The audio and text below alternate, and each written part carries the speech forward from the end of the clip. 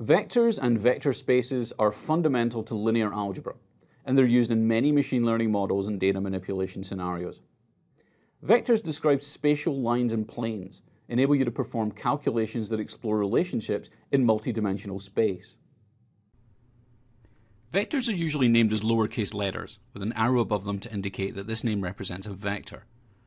The vector itself consists of a set of values to describe direction or amplitude and length or magnitude.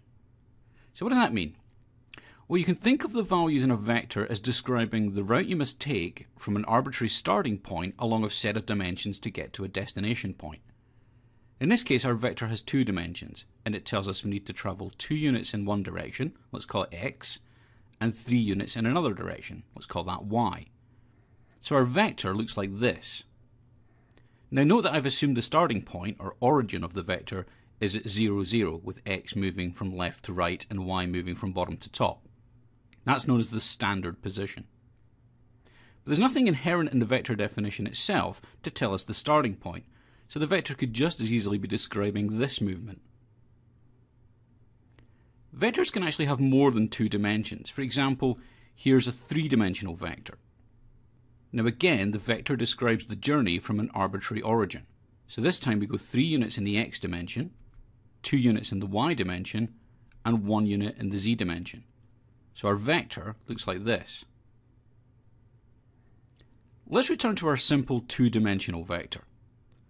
The components of this vector are known as its Cartesian coordinates, and they describe the vector in terms of units along each of its dimensions.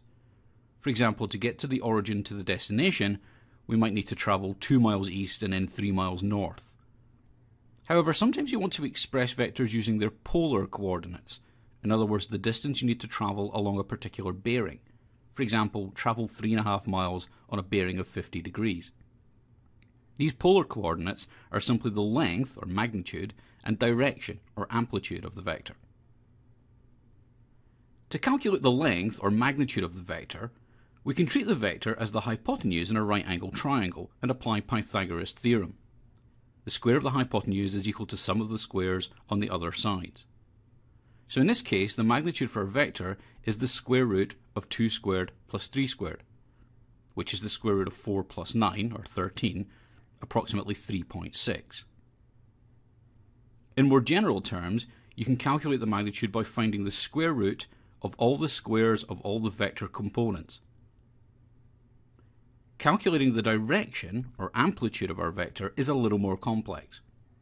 What we're trying to find is the angle of the vector, which we generally refer to using the Greek letter theta.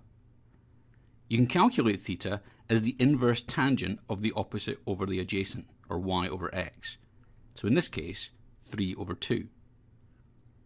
Now using a calculator, that turns out to be approximately 56.3 degrees. Things get a little more complicated if the vector is not in the standard orientation, pointing right and up, and there are rules for dealing with this, as you'll see in the lab. However, most scripting languages and tools for working with vectors can handle the calculations for you.